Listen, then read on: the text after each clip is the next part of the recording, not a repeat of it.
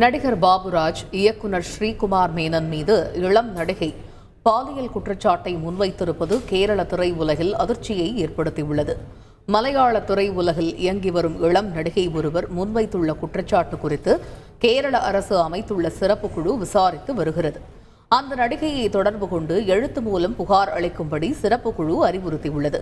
கேரள மாநிலத்திற்கு வெளியே தங்கியிருப்பதால் உடனடியாக நேரடியாக வந்து புகார் அளிக்க முடியாது என கூறிய நடிகை இமெயில் மூலம் நடிகர் பாபுராஜ் இயக்குனர் ஸ்ரீகுமார் மேனன் மீது காவல்துறைக்கு புகார் அனுப்பியுள்ளார். மேலும் தேவைப்பட்டால் நேரில் வந்து வாக்குமூலம் அளிக்க தயாராக உள்ளதாகவும் அவர் குறிப்பிட்டுள்ளார்.